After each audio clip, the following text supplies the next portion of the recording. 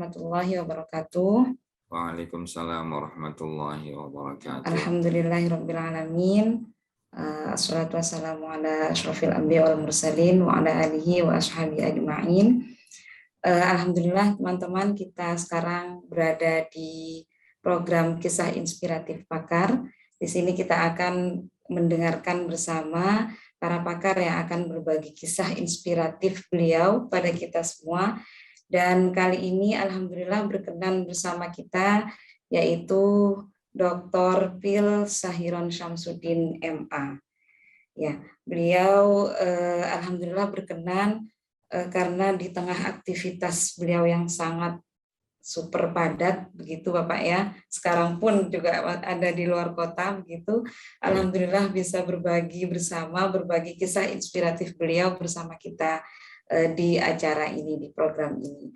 Dan mungkin untuk awal saya perkenalkan terlebih dahulu, Pak Sahiron ini adalah Bapak semua sivitas akademik ilmu Al-Quran dan Tafsir se-Indonesia. Mulai dari awal berdirinya sampai sekarang, beliau masih Ketua Asosiasi Ilmu Al-Quran dan Tafsir se-Indonesia atau Ketua Ayat. Juga beliau Wakil Rektor 2 UIN Sunan Kalijaga, dan beliau juga pendiri, pengasuh Pondok Pesantren Baitul Hikmah di Krapia, Yogyakarta. Ya. Bagaimana kisah beliau nanti dari Cirebon, yang asalnya Cirebon, bisa berada di Yogyakarta, menetap menjadi orang Yogyakarta. Setelah ini kita akan simak bersama. Baik, Pak Sahiron, terima kasih. Bapak, terima kasih banyak. Ya, sama-sama. Kalau saya lihat Bapak ini jujur, saya ingat waktu di Jogja, bagaimana saya kuliah waktu itu di Jogja, karena beliau adalah dosen saya di Jogja dan dosen pembimbing saya. Ya. Terus saya ingin bertanya, Bapak ini kan dengan aktivitasnya, dengan perannya tidak hanya di Indonesia, juga di luar negeri begitu. Saya ingin bertanya, Bapak dulu masa kecilnya itu memang sudah rajin dari kecil gitu Pak ya? Atau sudah punya cita-cita ingin menjadi maksudnya bisa ke luar negeri atau bagaimana Bapak? Bisa ceritakan? Ya baik, terima kasih Mbak Limah ya atas kesempatan yang sangat berharga ya bagi saya untuk bercerita tentang perjalanan akademik ya yang selama ini yang saya tempuh, dan ya bukan berarti nanti untuk menyombongkan diri, tidak ya, tapi barangkali itu juga bermanfaat bagi siapapun yang mendengarkan ya. Tentunya ya Pak Sahiron juga belajar dari orang lain juga ya kan. Baik, jadi ya masa kecil saya menempuh sekolah dasar ya, kalau dilahirkan memang Cirebon ya, di Cirebon 5 Juni 1968. Nah, tapi sebenarnya bukan itu yang ada di KTP, tetapi sejatinya kata bapak saya itu 11 Agustus 1968. Ya, yang saya tahu itu Pak, yang tadi yang terakhir itu 11 Agustus. 11 Agustus. Jadi ceritanya begini Lima. Jadi ketika saya itu menjelang umur 7 tahun, pendaftaran waktu SD kelas 1 kan dulu waktu zaman saya kan disyaratkan 7 tahun. Nah, saya ingin sekolah SD. Tetapi kata kepala sekolah waktu itu, kepala sekolah SD Panembahan, ini umurnya belum 7 tahun, tidak boleh sekolah dulu. Nah, tetapi waktu itu saya menangis ya kan, menangis karena nggak boleh sekolah. Mengapa menangis? Karena teman-teman juga sudah pada sekolah. Jadi kalau saya harus menunggu 1 tahun lagi, berarti lama gitu ya kan, menunggu. Saya sudah punya perasaan bagi waktu itu kan, masih ingat senang. Nah terus bingung lah bapak saya waktu itu ya kan. Nah terus lalu komunikasi dengan Pak Kepala Sekolah waktu itu gimana gitu. dulu memang tidak ada yang namanya ya kan, uji coba dulu, pokoknya kayak itu kan nggak ada, langsung masuk ya masuk, tidak ya tidak, kan begitu. Nah akhirnya ada ide ada ide dari kepala sekolah, mungkin maksudnya daripada anak ini nanti kecewa banget, saya kecewa banget, nah, khawatir begitu kan, ya sudahlah, nggak apa-apa masuk, tetapi nanti di dalam administrasinya dituakan ya, nggak apa-apa. Nah, akhirnya dituakan beberapa bulan, tuh begitu. 5 Juni ya, waktu pendaftaran Mas. Itulah ya waktu itu. Baik, kita berjalan kelas 1, kelas 2, kelas 3 dan seterusnya ya. Tapi saya ya saya masih merasakan kalau sejak kecil itu saya suka ilmu pengetahuan ya. Ya satu dengan inginnya cepat sekolah ya kan. Kemudian juga ketika saya SD itu juga sorenya sekolah lagi, yaitu madrasah diniyah.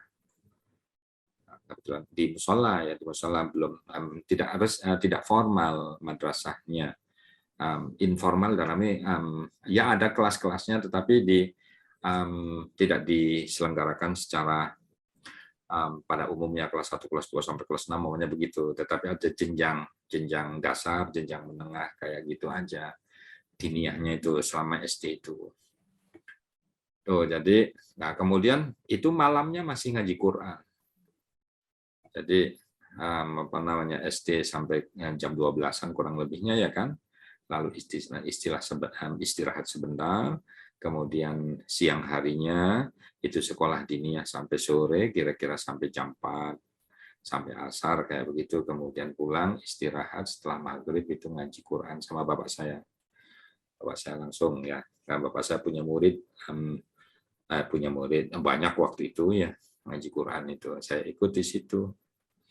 Nah terus nanti setelah itu ya belajar untuk SD ya kan,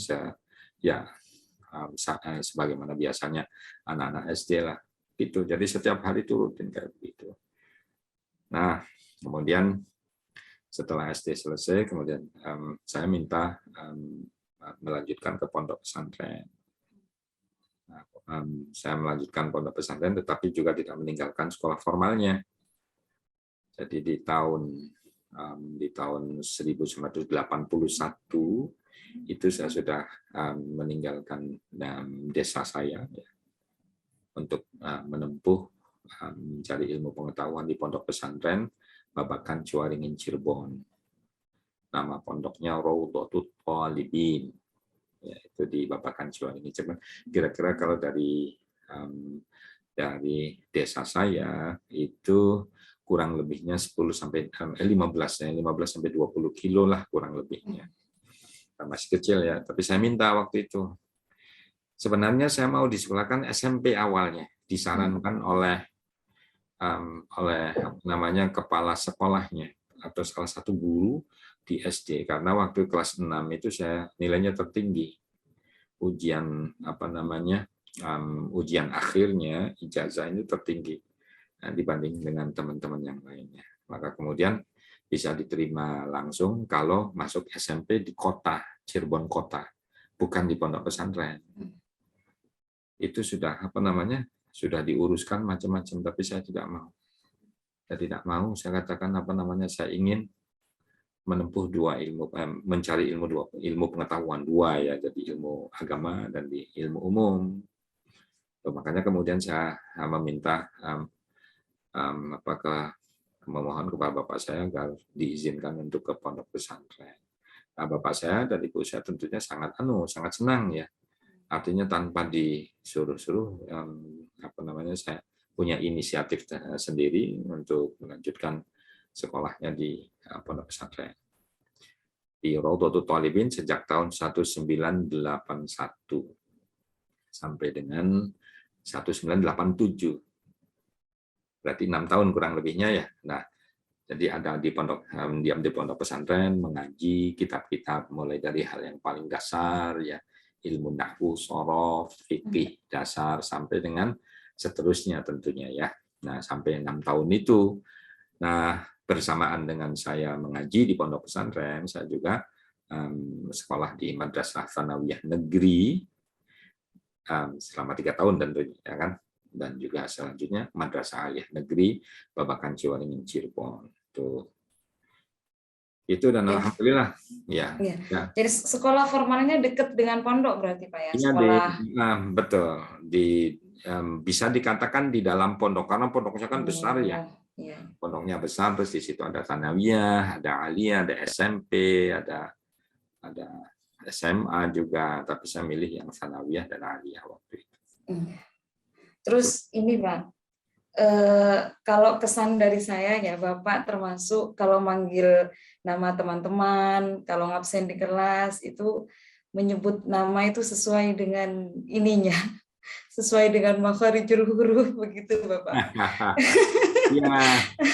Itu apa memang sudah terbiasa Iya, dari itu kecil gitu? terbiasa. Jadi begini Lima, bapak saya itu adalah guru tilawatil Quran, qiraatul Quran ya. Tilawah yang itu sangat ketat terkait dengan makharijul huruf dan juga ilmu tajwid. Tuh, itu sudah sejak awal. Bahkan saya dulu awalnya sering menangis kalau ngaji sama bapak saya karena tidak bisa-bisa. Mesti ada salah ini, salah itu, ini kho-nya kurang atau ghain-nya ya, ghain-nya itu tidak tepat. Semuanya kayak gitu. Ini bapak saya tuh. Bapak saya punya punya guru namanya Kiai Haji Mukmin ya. Itu bagus anunya kaitannya dengan tata cara membaca Al-Quran dengan baik ya, sesuai dengan aturan ilmu tajwid dengan makharijul hurufnya. Maka sudah terbiasa begitu kalau ngomong bahasa Arab itu ya tentu harus makharijul hurufnya yang tepat. Jadi ketika nama orang berbahasa Arab ya sudah. Limah ya limah, dahanya ya limah. Iya betul Pak. Dan jujur itu saya panggilannya Lim saja Pak sebenarnya. Dan yang pertama kali memanggil saya dengan Limah gitu, itu Bapak serius. Dan itu terus saya pakai sampai sekarang. Iya. Betul. Jadi memang itu saya terlatih untuk itu ya. Dan apalagi kalau sudah membaca surat Al-Fatihah, yaitu Bapak saya sangat ketat. Karena harus betul-betul tepat. Gunnah, umpamanya ada sedikit lama diucapkan, apa itu ya?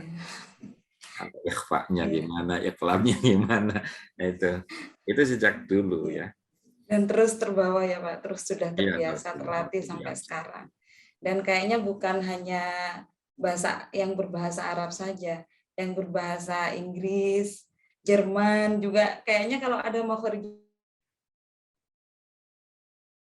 cara membacanya. Iya. Ya. Terus setelah itu bisa lanjut ke Jogja bagaimana Pak? Ya, nah 1987 saya selesai ya Aliyah. Kemudian waktu itu saya juga di Madrasah Aliyah itu tertinggi nilainya ya. Selalu tertinggi ya Bapak, mulai dari SD Tsanawiyah. Ya kadang juara 2, kadang juara 1 gitu. Berkompetisi dengan yang lain-lain, tapi orangnya itu saja biasanya yang selama ini ya. Karena tahu sejak orang yang rajin-rajin itu ini kayak gitu. Baik, nah itu kemudian saya sebenarnya awalnya ya Aliyah kelas 3 sudah selesai, lalu saya mendapat namanya PMDK. PMDK semacam program mahasiswa baru tanpa tes. Itu di IAIN Bandung, sekarang UIN Bandung ya. Tuh, jadi saya sudah diterima tanpa tes di ilmu Al-Qur'an, di ilmu tafsir hadis waktu itu masih namanya ya. Tafsir hadis di Bandung. Itu saya sudah ke sana, sudah melihat kampusnya, mendaftar mendaftar langsung diterima, tidak perlu tes lagi. Nah, cuma kemudian selama saya di Bandung itu saya sering sakit kedinginan karena kan di gunung waktu itu ya. Ini posisinya kan di gunung itu. Nah, itu nampaknya fisik saya saat itu ya kurang begitu menyesuaikan. Selama 3 hari 4 hari di sana itu saya sakit perut. Lalu saya pulang akhirnya kemudian saya daftar ke IAIN Yogyakarta. Sekarang namanya UIN, Sunan Kalijaga ya kan. Sunan Kalijaga Yogyakarta. Jadi dulu IAIN Sunan Kalijaga Yogyakarta, jurusannya sama tafsir hadis. Saya daftar di jurusan tafsir hadis. Itu di Fakultas Syariah waktu itu. Saat ini berada di Fakultas Usuluddin ya, tapi dulu di Fakultas Syariah. Dan ikut tes lagi, ikut tes. Jadi kalau di Bandung kan tanpa tes nih. Ketika daftar di Jogja ikut tes. Ya, sebagaimana yang teman-teman yang lain ya. Tes, kemudian alhamdulillah saya diterima. Dan kebetulan juga ayah saya dan ibu saya lebih setuju kalau ke Yogyakarta waktu itu. Oke, akhirnya kemudian saya diterima, mulai kuliah 1987 sampai dengan 1993. Waktu itu masih programnya S1 yang 5 tahun. Sekarang kan 4 tahun ya. 4 tahun ya. Nah, itu agak lambat dikit sih. setengah tahun lambat. Nah, waktu di Jogja ngekos atau di pondok, Pak? Waktu di Jogja. Waktu di Jogja itu saya kemudian awalnya di Pandanaran. Jadi saya di Pandanaran. 87 itu saya di Pandanaran sebentar. Kayaknya hanya 2 bulan kurang lebihnya. Nah, sama mengapa hanya di Pandanaran itu kan dingin juga. Dingin, iya. Dan jauh juga kan, Pak, dari dan juga jauh dan juga cukup jauh ya. Jadi 2 alasan itu. Kemudian saya pindah ke Kerapian. Jadi saya sempat mengaji kepada Kiai Haji Mufid ya, Pandanaran. Bapaknya Gus Tasim ya, Mu'tasim billah. Nah, itu saya. Lalu saya ke Kerapian, pindah ke Kerapian di pondok di kompleks Nurussalam. Jadi Kerapiak itu banyak kompleksnya ya. Salah satunya adalah Nurussalam. Nah, itu saya di situ selama saya kuliah itu. Saya kuliah itu di pondok pesantren, tapi lalu kemudian dipercaya oleh Mbah Yai Dalhar Munawir untuk mengurus teman-teman menjadi kepala pondok Nurussalam yang putra. Nah, kan ada yang putri, yang mayoritas putri, putra itu hanya sedikit. Lalu saya diminta itu menjadi ketua pondok, ketua pengurus pesantren Al Munawir kompleks Nurussalam.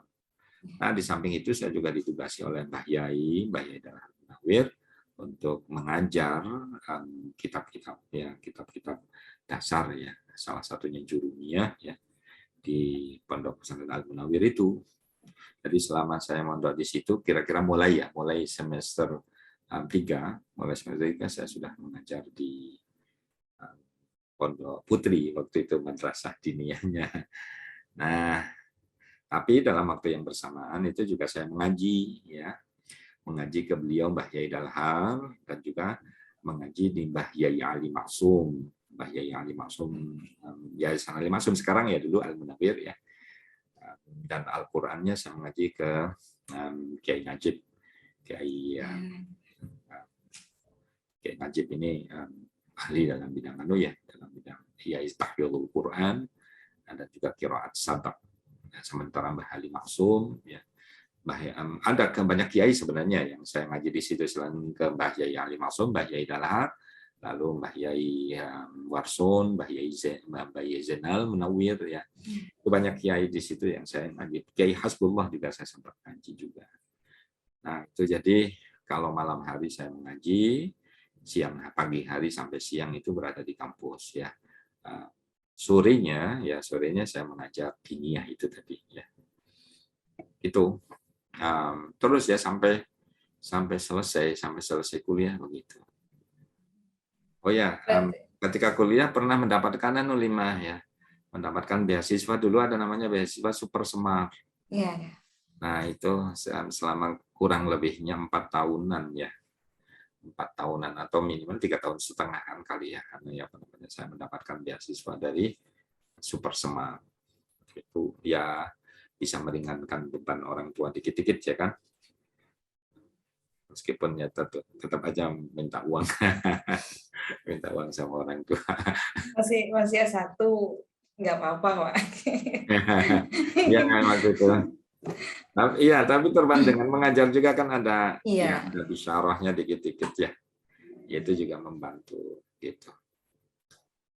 Nah, saya kuliah di apa namanya jurusan tafsir Tafsir hadis. hadis. Tuh, di S1 itu. Itu yang S1-nya. Iya. Nah, Saya kemudian masih ya. saya masih ingat juga Bapak pernah cerita tentang skripsi Bapak sekilas tapi Oh ya, tentang ya hadis itu ya. kan, tentang Jadi hadis gini suap penyuap ya, Pak ya. gini Lima ya. Ya, saya itu S1-nya kan hadis. Anunya nulisnya maksud saya ya. Kalau kuliahnya ada ulumul Quran dan juga ada ulumul hadis ya. Nah, dari kan itu sebelum apa namanya selesai studi kan ada kewajiban menulis skripsi ya. Itu saya memilih takhrijul ahadits ya. Itu mentakhrij hadis-hadis waktu itu hadis-hadis yang kami yang ditakhrij itu ada 6 kalau tidak salah ya. 6 sampai 7 hadis ya. Nah, tapi yang namanya takhrijul ahadits itu kan satu harus melihat kualitas sanadnya ya kan? Apakah para perawinya yang di dalam sanad hadis-hadis yang saya teliti itu apakah termasuk ausaqun nas, orang yang dipercaya, tidak, umpamanya kan gitu ya, apakah aja sekedar thiqah, ataukah hanya tengah-tengah, atau bahkan umpamanya ada yang ghairu thiqatin, ataukah tidak adil, tidak baik, umpamanya kayak gitu. Itu kan ya apa namanya satu persatu. Satu hadis itu bisa saja perawinya 6 sampai 7. Katakan 6 saja. 6 kali 6 berarti itu ada 36 minimal. 36 rawi harus saya cek. Harus saya cek di apa namanya kitab biografi para perawi ya. Misalnya Tahdzibut Tahdzib atau Tahdzibul Kamal ya kan dicek apa si A ini thiqah ataukah tidak atau derajat kesikohannya seberapa. Kan ada teorinya ya kan. Nah, itu dibahas sedemikian rupa ya kan dilacak lalu dituangkan di dalam skripsi itu. Nah, setelah itu selesai lalu kan secara sanad ini kualitasnya apa ya, kemudian dibantu lagi ada namanya matanya ya, matanya dicek ada ilat ataukah tidak, umumnya bertentangan dengan hadis yang lebih kuat atau tidak, banyak kayak gitu. Lalu ada penafsiran juga. Nah, penafsiran di situ itu diambilkan dari para ulama. Tuh, para pensyarah ya, pensyarah hadis. Nah, maka itu skripsi saya menjadi tebal. Waktu itu 450 halaman pakai mesin ketik. Ya, 450 halaman. Lah, kan tebel banget segini ya. Terus saya serahkan, sudah selesai, diketik manual, belum ada laptop loh ya. Iya. Belum ada laptop, itu manual ngetik satu huruf kan gitu yang namanya ngetik. Iya. Jadi kalau ada salah satu kalimat, salah itu kalau tidak di type X, ya ketik ulang. Kalau ada type X, lalu kemudian tidak merusak, kan kadang setelah waduh kok ini kurang enak ya, karena dirubah lagi itu harus ngetik ulang. Itu zaman dulu, zaman saya itu. Nah, udah 450 halaman. Saya serahkan pada pembimbing saya namanya Pak Dailan Dainuri, ahli dalam bidang hadis. Mudah-mudahan beliau sehat walafiat ya, masih hidup beliau. Nah, di suatu saat saya akan sowan silaturahim ya kan. Pak Dailan Dainuri dibaca. Sayuran ini ketebalan 450. Aduh, jadi gimana? Jadi ini di sini tuh maksimalnya 125 di S1 itu. Ini 450 halaman. Ketik ulang. Coba diringkas lagi. Jadi sebelum apa-apa sudah suruh diringkas dulu ya. Jadi saya bawa pulang lagi, ngetik lagi. Mana yang saya buang, mana yang saya masih tetap di situ, mana yang saya buang terus ya kan. Akhirnya jadi 250 halaman saya serahkan. Lalu kata Pak Dailan Denuri, ini masih kelebihan. Wah, saya katakan Pak Dailan mohon maaf, ini kan ada 6-7 hadis. Kalau nggak salah sih 7 ya, 7 hadis. Nah, setiap rawi kalau 6 kan, kalau 6 hadis saja bisa 36. Sementara ini kalau 7 berarti sampai 42 misalnya. Tidak sama semuanya ya sanadnya itu loh. Ini hanya aja globalnya pembicaraannya. Begini saja Pak Dailan, mohon maaf, jenengan baca dulu. Nanti jenengan besok memberitahu kepada saya kalau jenengan punya waktu. Dibaca sedikit saja, 1 hadis misalnya. Takhrij 1 hadis. Kalau ini masih bisa saya ringkas, maka saya ringkas lagi. Tetapi kalau Anda mengatakan tidak bisa diringkas lagi, maka ya ini halamannya 250. Akhirnya dibaca betul, Pak Dailan, baik sekali ya. Dibaca. Terus saya 1 hari itu 2 hari kemudian, ya kurang lebihnya, saya lupa berapa hari kemudian, saya diminta untuk menghadap. Iya betul, beliau mengatakan betul, Sharon, ini susah sekali untuk diringkas lagi. Nah sekarang, begini saja Pak Dailan. Ada 2 kemungkinan tetap seperti ini, 1. Yang kedua, hadisnya saya hilangkan beberapa. Lalu jadi 125 misalnya. Berarti kan separuhnya. Tetapi pasti ini tidak akan bagus. Karena kan hadis-hadis yang terkait waktu itu tentang jabatan qadhi. Jabatan qadhi ya. Jadi berbagai macam, ini hanya sampel anunya ya, takhrij. Tuh gitu. Nah, kemudian setelah itu ya sudah, biarkan aja sayuran 250 halaman. Atau sudah selesai, ya dikoreksi dulu, setelah itu saya daftarkan, kemudian setelah daftarkan kan ujinya. Nah, ketika ujian itu oleh pengujinya, ketua sidangnya, Bu Aminah, Dr. Aminah, waktu itu Siti Aminah. Lalu beliau mengatakan, sebentar ini sebelum diuji, ini disertasi atau skripsi atau disertasi? Nah, karena pertanyaan awalnya begitu guyon, ya kan? Saya jawab, iya Bu, disertasi Bu. Ini kalau skripsi, Pak Bu, kalau dikatakan skripsi, terus terang saja ini melebihi halamannya. 125 halaman, kan 250 ya, sementara maksimal 125. Nah, 250 ini jauh melebihi skripsi. Oleh karena itu saya jawab disertasi aja Bu.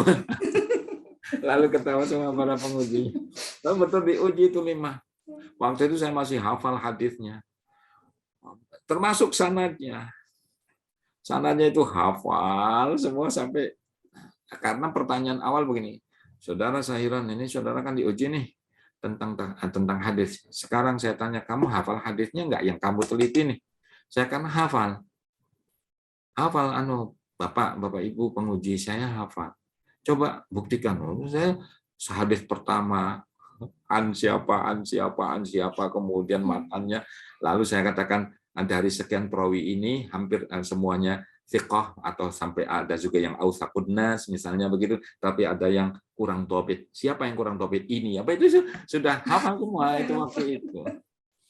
Jadi, nah makanya terus skripsinya dinilai A, ya. Alhamdulillah.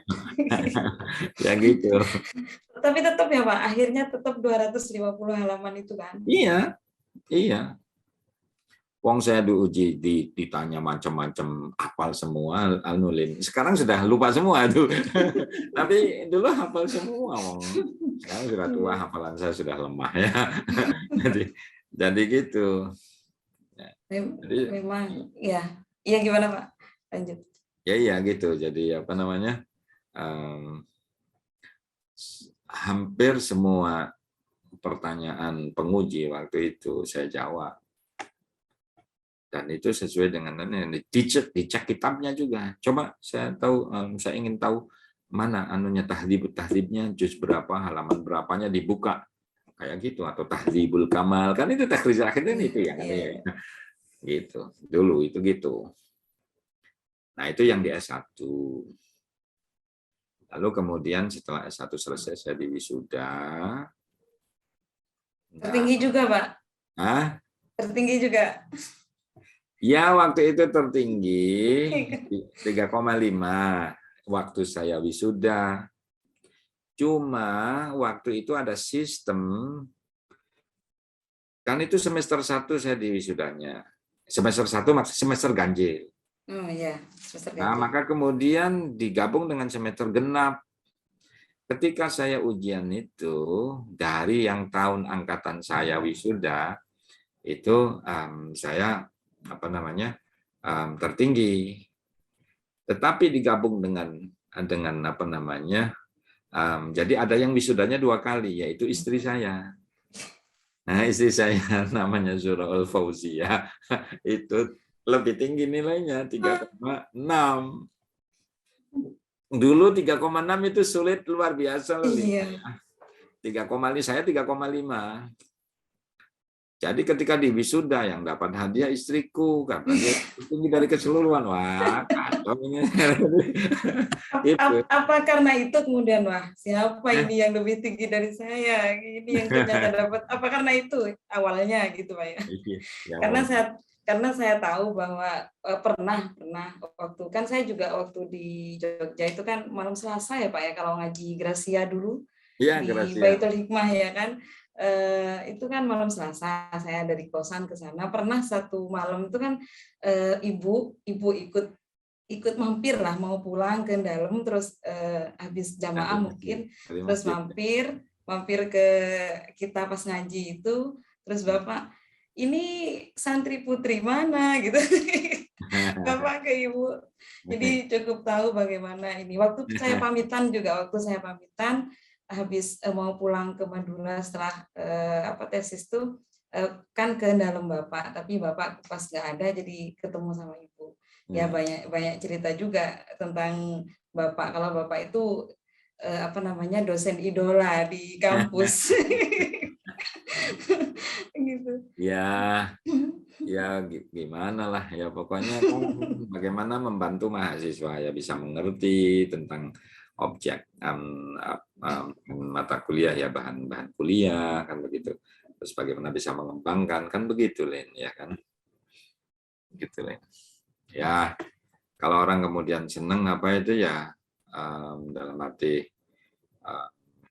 ya bagaimana, kan begini, kalau kita mengajar mahasiswa itu kan dari satu sisi kita mentransfer ilmu, tapi di sisi lain itu bagaimana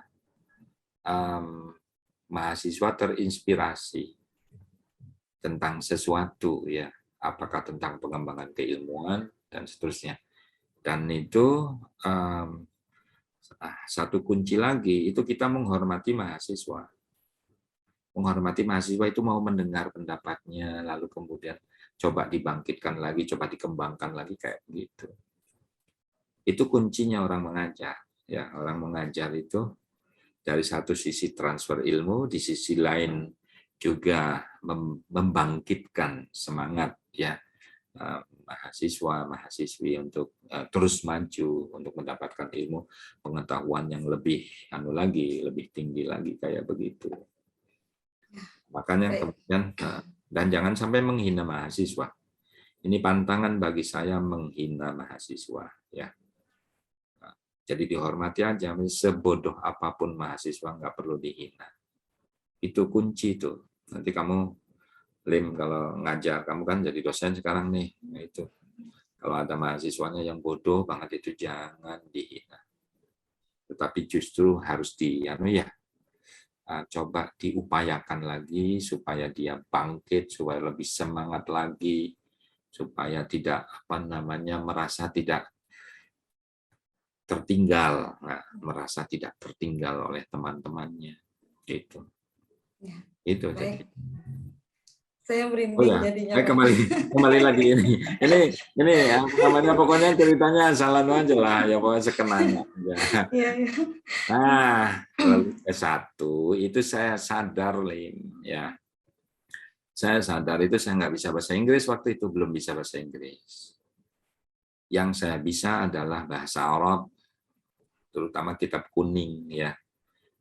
Karena kan itu saya takhrijul ahadits, mesti kan membuka tahdhibul kamal, lalu apa nama mustalahul hadis atau ulumul hadis, apa ya kan dibuka kita kuning semua, ya kan.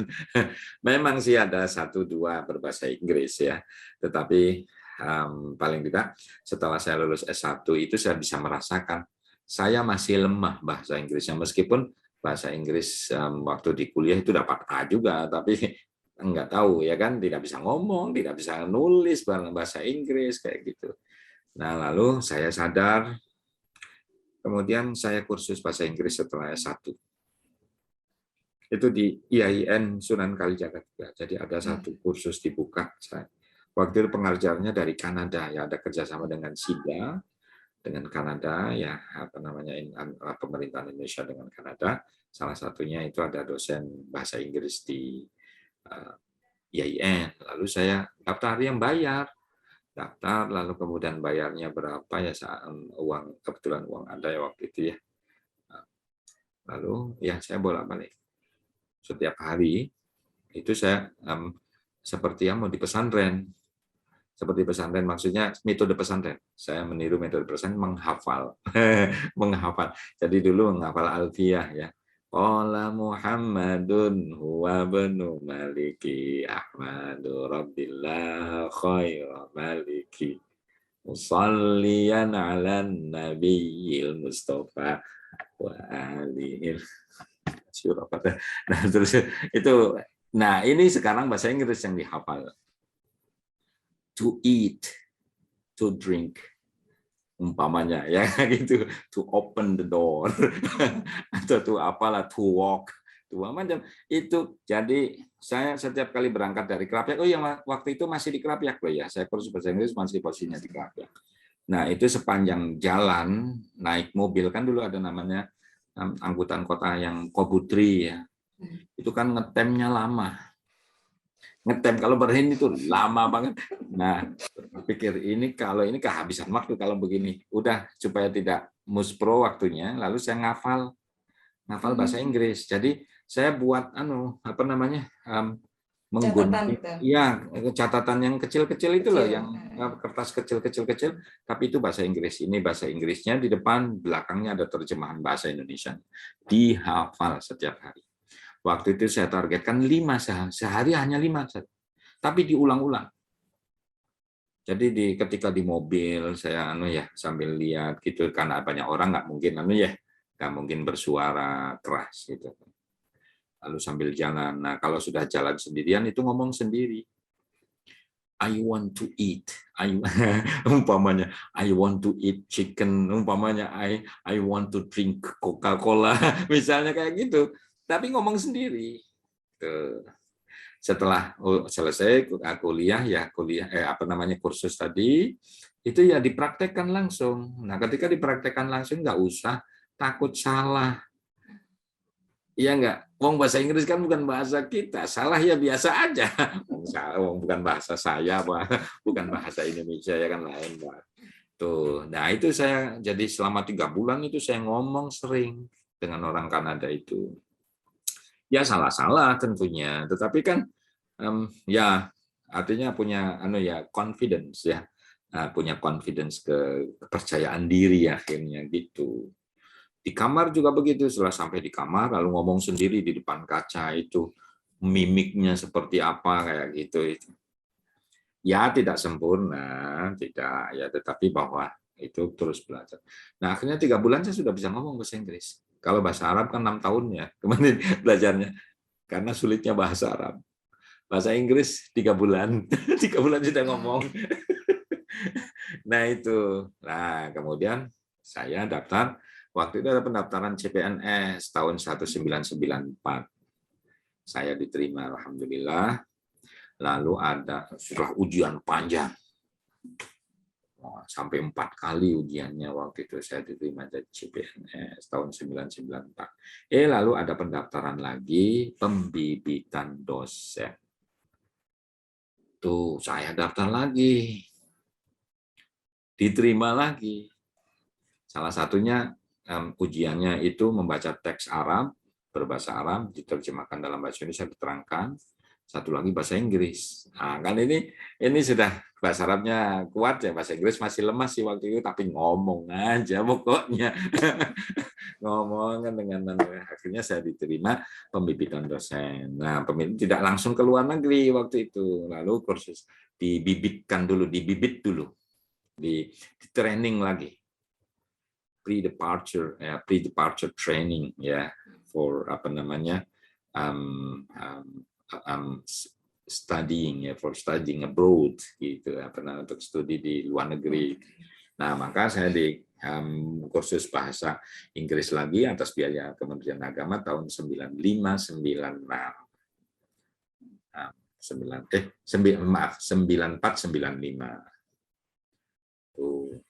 Terus itu waktu itu banyak teman-teman, ada 25 orang ya, ada 25 orang itu. Di Jakarta, IAIN Jakarta. Tempatnya di situ, tapi program Kementerian Agama. Nah, 95 selesai, diuji TOEFL-nya. Kalau kurang dari 500, tidak bisa melanjutkan. Wah, waktu itu bekerja keras juga. Metode pesantren saya gunakan lagi, ngapalin vocab-vocabnya sampai dia dengan tulisan, dengan apa. Pokoknya dijatah setiap hari 5 kosakata. Itu vocab ya kan. Tuh, mufrodat bahasa Arabnya itu diapalin satu persatu. Tapi dipraktekkan bukan sekadar dihafal ya, tapi dipraktekkan ada subjeknya, ada predikatnya, kalau memang ada objeknya ya disebutkan, pokoknya kayak gitu. Nah, itu dulu saya pertama kali kursus bahasa Inggris di Jakarta. Itu TOEFL saya 365, masih ingat saya. Itu dari 25, saya ranking ke-5 dari bawah awalnya. Waduh, ini berat sekali saingan. Ada yang sudah hebat sekali, 600, 550. Waduh, ini saya baru 365. Berjuang, bismillahirrahmanirrahim. Nawaitu an atluba ya ala ilma, khususan ini ana lughah al-Inggrisiyah, al-lughah al-Inggrisiyah ya gitu kan. Bismillah ya Allah, dan berdoa juga. Berdoa tentunya setiap hari berdoa, ya Allah berikan kemampuan saya untuk paling tidak itu ya lulus, kan begitu dong.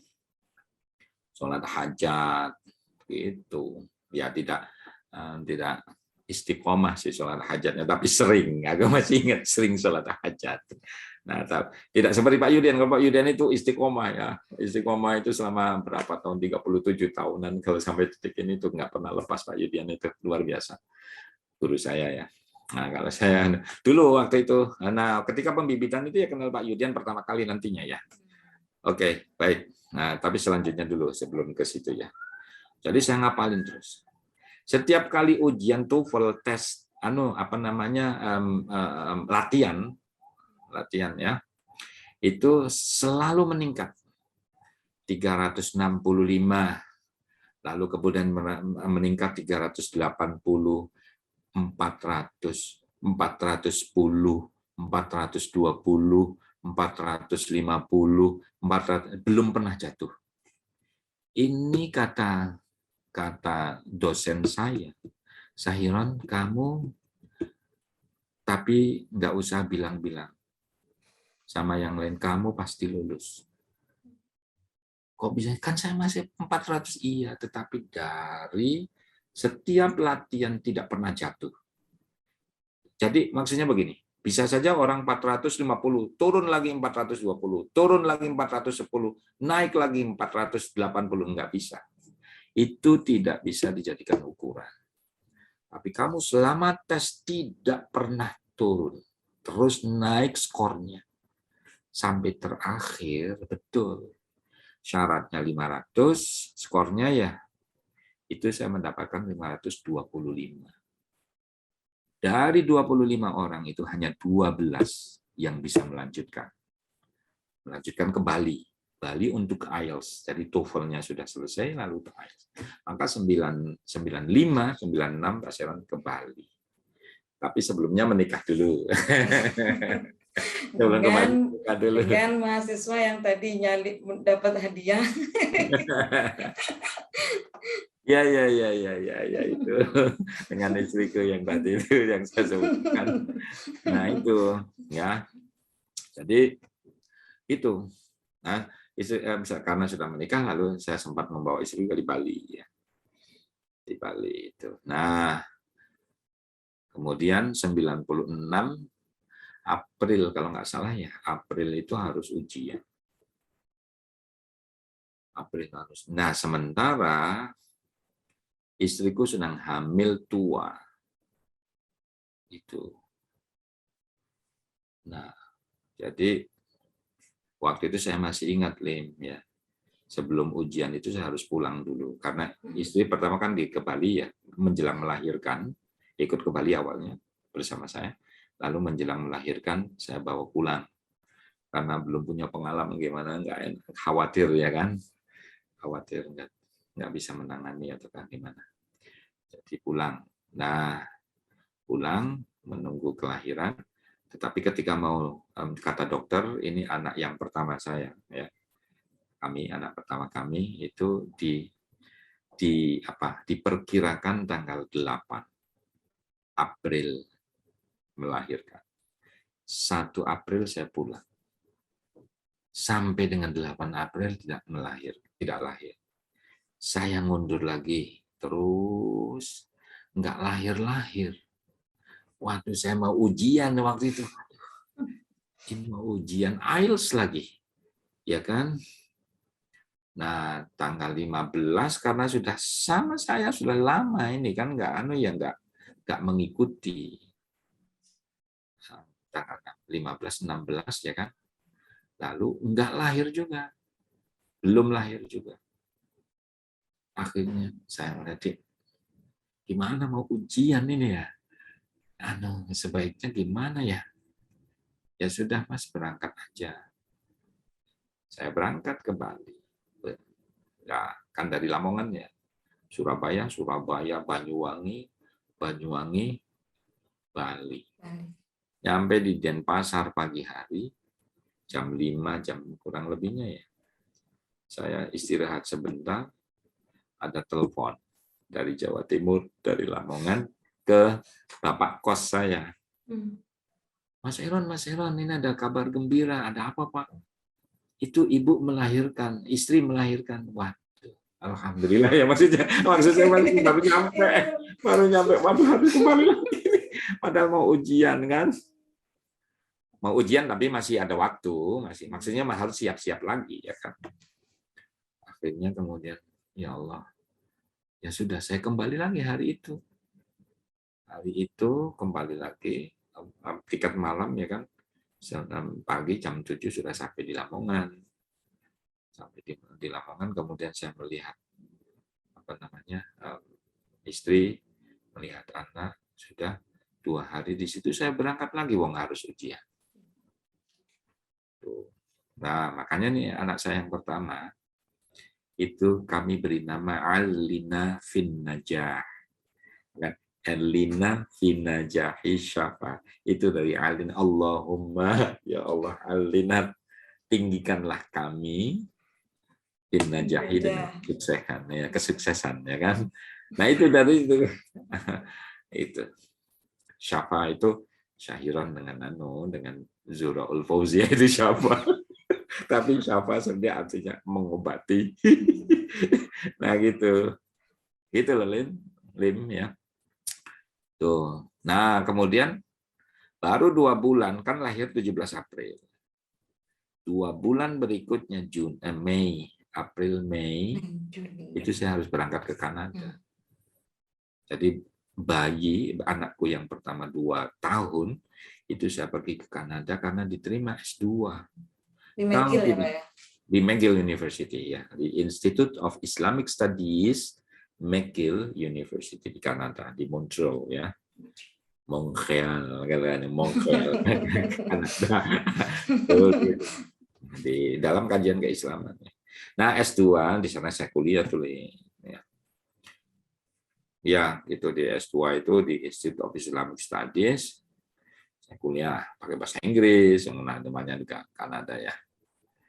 Bahasa Inggris apa. Nah, ini serius, Lim ya. Jadi nggak main-main. Kuliah pertama tentang studi agama-agama. Studi yang Polser namanya, Profesor Polser.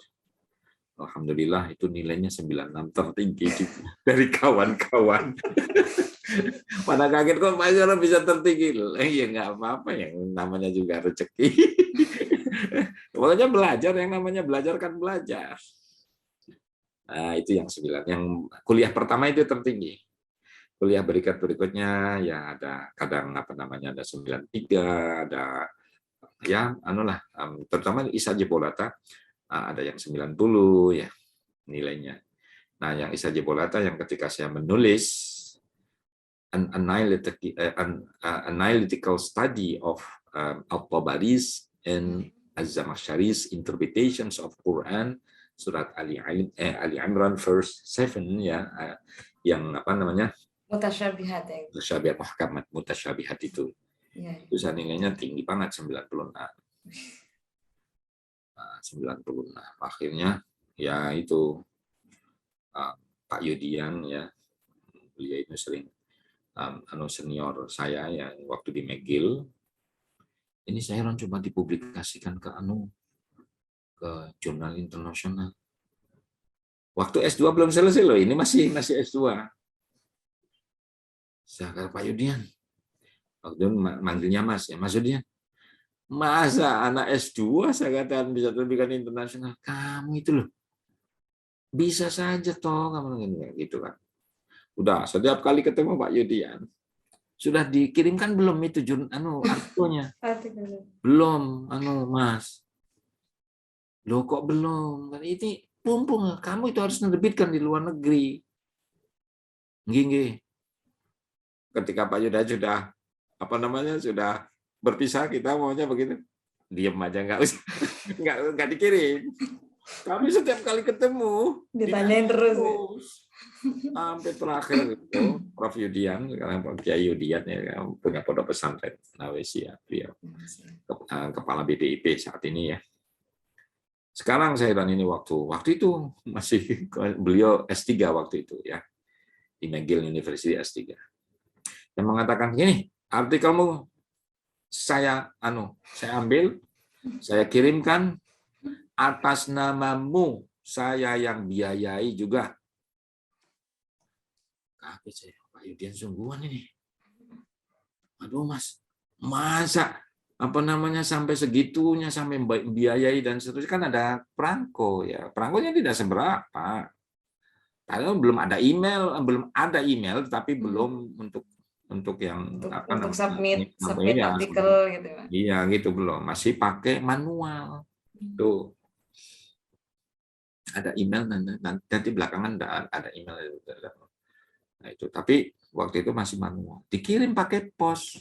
Akhirnya jurnal apa ya Pak Yudian, itu kata Isa Jibolata, kata Profesor Isa Jibolata, ada nama Journal of Quranic Studies. Oh iya itu aja, kirim, diantar oleh Pak Yudian sampai ke kantor pos. Awas kalau bohong lagi. Kalau bohong lagi ikut balik gitu. Pak Yudian pergi, Mas Airon balik. Akhirnya udah ayo Pak, gue kirimkan ke kantor pos di McGill di Montreal. Itu dikirimkannya ke SOAS. Ya SOAS itu di Inggris toh. Terus ya betul, setelah menunggu lalu dapat kiriman jawaban. Artikel saudara has been reviewed by 3 reviewers ya. Reviewer pertama itu mengatakan begini, kedua begini, ketiga begini. Saudara kalau mau ingin dipublikasikan harus memperbaiki itu. Aku itu perbaiki. Aku laporan Pak Yudian, Mas Yudian, ini Ada jawaban Beralasan, tuh kan. Kamu kalau tidak percaya, nah, gitu. Ya, ya, makasih, makasih. Harus perbaiki, ya, perbaiki. Gini ya Pak Yudian, kira-kira. Ya udah, Pak, bagus lah pokoknya. Kirim ulang. Akhirnya sampai publish. Maka di tahun 1999, ya, itu artikel saya tentang Az-Zamakhsyari atau Bari dengan Az-Zamakhsyari, ya, studi komparasi, ya kan, komparatif antara dua mufasir itu diterbitkan di Journal of Quranic Studies tahun 1999. Tuh. Tapi sebelumnya ada artikel lain saya publish tahun 1998, itu ada juga, itu yang tidak begitu tidak begitu apa istilahnya, tidak begitu capek revisinya, kira-kira gitu. Yang sebelumnya itu Binti Syati on Asbabin Nuzul, Binti Syati tentang Asbabun Nuzul. Terus tahun 2021 ada artikel kuliah lagi yang tahun 2001, itu di Pakistan, Islamic Studies tentang Abu Hanifah's use of solitary hadith in Islamic law, Islamic legal ruling, kalau nggak salah kurang lebihnya, atau Islamic law. Tuh, gitu. Jadi selama kuliah di McGill University itu saya menerbitkan itu 3 jurnal artikel ya di jurnal internasional. Yang sekarang semuanya Scopus semua tuh. Kalau sekarangnya ya, sebelum ada Scopus, saya sudah terbitkan di jurnal itu. Tuh gitu, Lin. Nah inilah nanti ini yang perlu digarisbawahi oleh teman-teman nih ya. Publikasi yang semacam ini menjadi penting. Sebab apa? Jadi saat tahun 1998 kan saya sudah selesai S2. Lalu pulang. 98 sampai dengan 2000 itu saya mengajar. Mulai mengajar di IAIN Sunan Kalijaga Yogyakarta. Kalau PNS-nya sudah lama, tapi kan aku studi dulu nih. Ya. Nah, sudah lama itu maksudnya 94 itu sudah CPNS, lalu 95 PNS ya kan. Lalu kuliah tadi tuh S2, kemudian pulangnya sudah MA 98, saya mulai mengajar 98 99. Nah, ketika tahun 99 akhir September itu saya daftar S3. Saya daftar S3 untuk mendapatkan beasiswa S3 di AAD namanya ya, penyandang pemberi beasiswa namanya DAAD, Deutsche Akademische Austauschdienst, ya gitu. Itu apa namanya, lembaga pemberi beasiswa dari Jerman. Saya daftar ke DAAD 99 itu. Nah, tahun 2000 awal Februari saya ujian. Nih, ketika ujian pakai bahasa Inggris tentang bagaimana studinya di mana. Ya, kayak gini, kayak cerita sama Lim itu. Ditanya S1-nya gimana, S2-nya gimana, di mana, Pak, nulis apa dan macam-macamnya. Lalu teori-teori macam-macamnya. Oh ya, di McGill kan saya menulis tentang Binti Syati ya. An examination of Binti Syati's method of interpreting the Quran. Itu yang tesis saya. Itu diceritakan, ditanya macam-macam. Terus terakhir, Saudara Sahiron, apa yang kamu banggakan dari dirimu selain jawaban pertanyaan-pertanyaan tadi? Saya katakan, oh ya, I have published several articles in international journals. Oh, really? Katanya kan begitu. Betul, kamu sudah bilang, iya, mana buktinya? Kemudian, ya, lalu perlihatkan saya. Ini di Journal of Quranic Studies. Dilihat, ini Sahiron Syamsuddin kamu? Iya ya, saya itu kan McGill University. Waktu itu saya masih di McGill. Saya katakan. Kemudian dia ngeliatin lagi apa? Kayak nggak percaya gitu. Percaya, karena kan S2 baru selesai. Tuh gitu, terus dia mengatakan apa namanya? Coba terangkan gimana sampai ke publikasi kayak begini, gitu. Terus saya katakan, ya, I had written some articles for I mean for class, yeah, several classes in the Institute of Islamic Studies, and had already presented in the class, ya kan. Dan setelah itu di review oleh dosen, kemudian setelah itu diperbaiki, setelah itu saya kirimkan, dan prosesnya panjang. Terus saya katakan, not only this article, I have already some others, karena waktu itu yang Journal of Islamic Quarterly, ya, di Jurnal Islamic Quarterly namanya, saya tunjukin juga. Langsung selesai itu, congratulations saya bilang. Jadi belum pengumuman loh ya. Nah, saya keluar itu kan banyak yang ngantri. Dalam hati saya, aku sedih sekali. Karena ini yang diterima kan saya tahu yang akan diterima. Saya mau bilang sudah Mas, nggak usah. Soalnya sudah ada yang diterima. Nah, tapi kan nggak boleh mengatakan begitu, ya kan. Cuma saya itu sedih ketika kok banyak yang ngantri. Ini gagal, kayaknya gagal semua gitu loh, bukan memastikan loh ya. Keluar ya dengan begitu senyum-senyum karena saya tahu ini congratulations. Kalau nggak salah aku nggak, you must be accepted, sampai mengatakan begitu. Karena ada karya internasional. Tuh, jadi ada mahasiswa-mahasiswi nih, para pemirsa ya, publikasi itu penting, berkarya itu penting. Manfaatnya untuk kalian sendiri. Nanti entah apa, ini kebetulannya Pak Heron kaitannya dengan beasiswa S3. Satu hal lagi, kita perlu antisipatif, melakukan hal-hal antisipatif. Maksud saya tadi itu, selain apa yang akan jadi kira-kira yang diharapkan orang itu apa sih dari kita, itu ya kan, begitu ya. Nah, salah satunya di publikasi, kalau dalam kaitannya akademik loh ya, studi. Nah, juga karena saya mau ke Jerman, kan harus bisa bahasa Jerman, betul nggak sih? Betul ya kan? Harus bisa bahasa Jerman. Nah, sebelum itu saya kursus bahasa Jerman.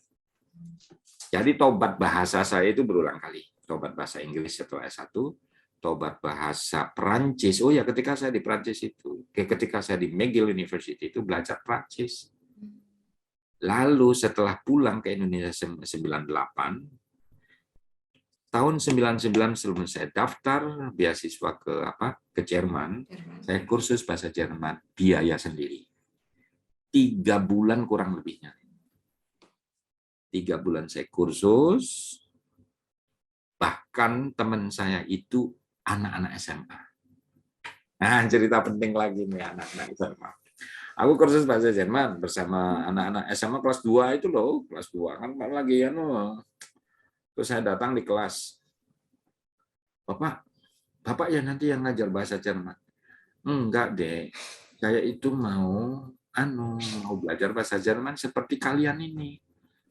Enggak mungkin, mesti Bapak ini yang akan mengajar kami. Bukan. Saya ini siswa untuk di sini loh ya. Memang saya sudah tua, sudah lulus S2. Waktu itu lebih tua maksud saya.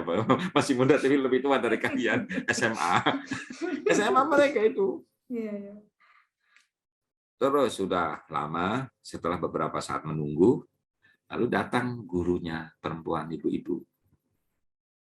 Ayo kita mulai kursus bahasa Jerman. Tuh kan, saya katakan, saya itu murid, bukan guru. Tapi, ini loh ya, saya kan lebih tua daripada kalian nih. Nanti buktikan siapa yang bagus nilainya.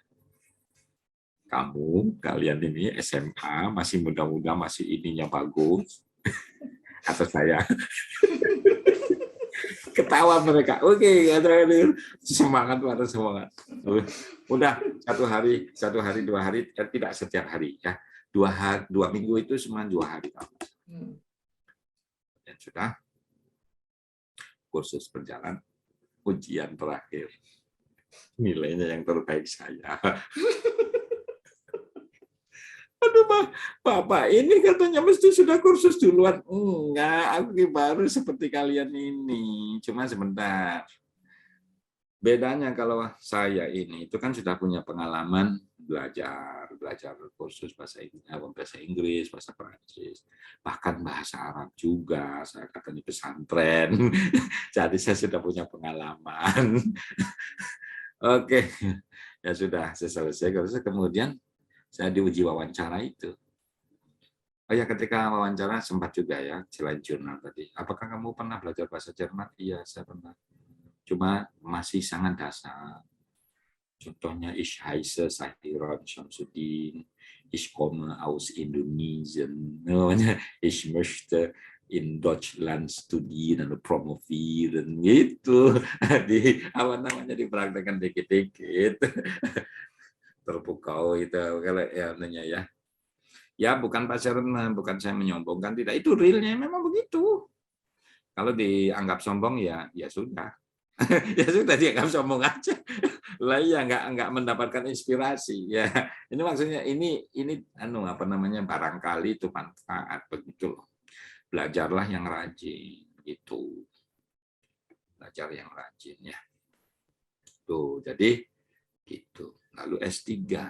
S3 kursus bahasa Jerman lagi sebelum di Jakarta 6 bulan, lalu berangkat tahun 2001 sampai 2006. Masih kuliah sana. Sampai ya lika-likunya nih kalau ceritanya di episode kedua aja ya. Iya, iya. Soalnya kalau diceritakan semuanya panjang banget. Siap. Mana ketika kuliah pakai bahasa Jerman, sebab S3-nya itu yang reguler. Jadi yang kalau kuliah pakai bahasa Jerman, nulis pakai bahasa Jerman, buku-bukunya pakai bahasa Jerman, ya bahasa juga. Dan ketemu apa belajar sama muridnya Gadamer itu ya, Pak? Iya. Yang di Jerman itu. Iya, betul. Tapi tunggu jadi biar ceritanya lengkap. Kapan-kapan aja nanti episode kedua, bener kata Mas Hairon.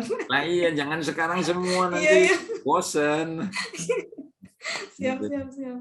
Ya, kelamaan nanti Lim ya, nanti lain waktu lagi apa lagi gitu. Nanti siapa cerita bagaimana S3-nya yang berarti toh. Bagaimana S3-nya di Jerman, lalu bagaimana kaitannya dengan mungkin cerita tentang asosiasi, ternyata mulai dari dosen, bagaimana berinteraksi dengan mahasiswa, sampai siapkan pertanyaan-pertanyaannya nanti yang panjang, yang banyak pokoknya. Siap. Lagi lain di bulan Ramadan boleh juga nanti ya.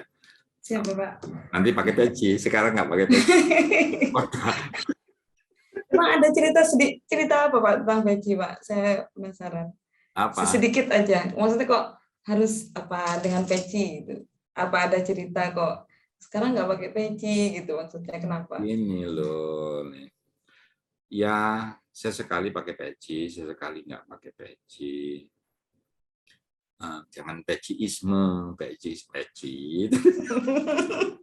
Jangan juga non-peciisme, jangan juga tidak. Oh, siap. Wajar saja kalau sesuatu pakai peci, sesuatu pakai. Kalau lagi ngaji kitab kuning ya pantasnya pakai peci. Kalau lagi ada kegiatan apa umpamanya begitu yang sifatnya umum nasional, ya biasa. Kalau pakai peci juga nggak sering juga di kegiatan umum. Tapi kadang ya lepas peci, formal, istilahnya aja. Apa yang kira-kira pantas ya gitu aja lah. Ya bagus pakai peci. Tidak pakai juga ya bagus juga. Pokoknya intinya bagaimana hati kita yang yang penting. Kalau peci pakaian apa itu kan luarannya. Yang paling penting itu liminu hatinya ya. Hati kita umpamanya ikhlas. Hati kita itu menghormati orang lain, jangan menghina orang lain, jangan mencemooh, jangan takabur, itu hati itu. Makanya Rasulullah mengatakan At-taqwa hahuna, ini di sini nih takwa, katakan yang Nabi ya. Itu ya pakaian dengan dibarengi dengan pakaian yang apa namanya berpeci bersurban ya bagus ya. Tetapi yang penting ini lebih hati ya, hatinya itu ya. Itu Lin ya. Jadi apa namanya ya jangan sampai sebaliknya pakai surban tapi menjelek-jelekan orang. Pakai surban kayak apalah, kayak ulama besar maunya begitu ya, tetapi sukanya mencaci maki orang, sukanya menghina orang, memfitnah orang. Wah, ya nggak, kasihan surbannya ya kan. Ya yang wajar-wajar saja lah. Perlu mencaci maki orang, nggak perlu memfitnah orang, nggak perlu mencemooh orang. Kita saling apa namanya berinteraksi secara baik ya antar manusia, antar kita semua. Itu Lin, jangan lama-lama ini bosen orang. Jadi kalau saya menyimak dari setiap bagian cerita itu pasti ada inspiratif menurut saya. Ya, Iya, dan apa namanya, dan memang betul kata Pak Sairon, tidak bisa kalau diceritakan sekarang semuanya. Saya yakin juga teman-teman akan mendapatkan banyak inspirasi dari beliau, dari Pak Sairon, dari setiap sisi cerita yang disampaikan. Dan ternyata Pak Sairon yang sekarang itu jangan lihat yang sekarang ya Pak ya, tapi bagaimana cerita perjalanannya itu. Perjalanannya ya. Iya, yang harus mencatat vocabulary, terus bagaimana belajarnya, bagaimana dengan bahasa terutama ya Pak ya, karena memang itu kuncinya. Dan ya itu kita harus tahu itu yang banyaknya yang kita tahu ya yang Pak Sairon sekarang yang sudah terkenal gitu kan. Tapi nggak tahu perjalanannya. Ya. Ini belum cerita dengan umpamanya keluarga Bapak Ibu yang pokoknya Bapak Ibu kan punya anak 12, saya orang pertama, bagaimana kemudian dengan adik-adik belum cerita itu. Kita nantikan cerita itu ya, dan memang akan ada, insya Allah akan ada sesi berikutnya, baik yang S3 tadi belum, masih janji Pak Sairon, terus ada juga yang tentang keluarganya juga, bagaimana kalau tadi saya melihat menyimak bagaimana peran Bapak ya Pak ya, bapaknya Pak Sairon begitu, pas masa kecilnya ya. Mungkin cukup Pak ya untuk yang sekarang, kita bertemu lagi di kesempatan berikutnya. Terima kasih sekali lagi, sangat berterima kasih sama Pak Sairon yang tadi itu menghargainya Pak Sairon itu selalu kerasa sama semua mahasiswanya. Dan itu yang akan kami contoh selalu gitu. Semoga bisa meneladani Pak Sairon. Ya. Demikianlah ya, bagaimana Pak? Ya. Terakhir itu Allah Subhanahu wa taala itu kan memuliakan manusia. Ya betul ya. Walaqad karramna bani Adam. Kata Allah, sungguh aku muliakan Bani Adam. Loh, Allah sendiri memuliakan Bani Adam. Masa kita yang bukan siapa, bukan apa-apa, bukan siapa-siapa, harus hormati orang lain. Ya, harus menghormati orang lain, tidak boleh menjatuhkan orang lain, kayak gitu. Itu memiliki kasih sayang. Kasih sayang, membantu mahasiswa, membantu tetangga, menghormati tetangga, menghormati mahasiswa, kayak gitulah. Itu yang baik begitu. Makanya Rasulullah mengatakan apa? Innama bu'itsu liutammima makarimal akhlaq. Itu penting tuh. Ya. Sesukses apapun, jangan sombong. Ya biasa-biasa saja lah, biasa aja. Apa nggak perlu?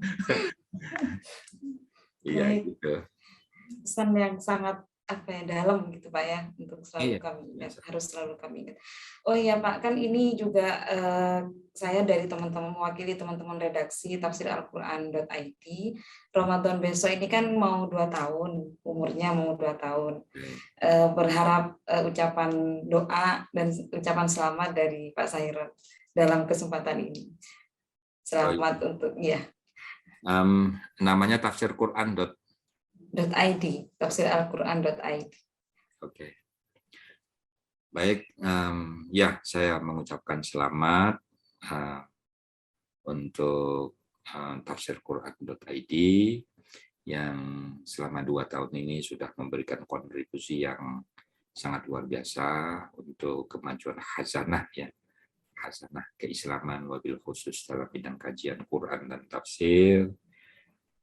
Ya mudah-mudahan tafsir Quran.id ini terus bertambah maju, ya kan, bermanfaat, ya, maslahat orang, terutama mahasiswa-mahasiswi yang concern dalam bidang kajian ini, ya, dan juga dosen tentunya ya. Amin. Apa namanya? Ini kontribusi yang sangat luar biasa ya untuk bidang ini ya. Jadi ya terus berkarya, terus dikembangkan, dan juga tentunya memiliki inovasi, ya, lakukanlah inovasi-inovasi, kreasi-kreasi, sehingga kemudian tafsir Quran.id ini kemudian terus maju ya. Amin, amin. Terima kasih Bapak. Terima Sama. kasih. Ya, demikian teman-teman kisah inspiratif kali ini. Sangat menginspirasi, tapi kita tidak cukup. Insya Allah akan ada sesi berikutnya dengan Pak Sairon Syamsuddin. Nanti bisa stay tune di YouTube kami di tafsiralquran.id. Sekali lagi terima kasih Bapak, sehat-sehat selalu. Salam takzim untuk Ibu dan keluarga. Ya, kurang lebihnya mohon maaf. Saya akhiri. Assalamualaikum warahmatullahi wabarakatuh. Waalaikumsalam warahmatullahi wabarakatuh.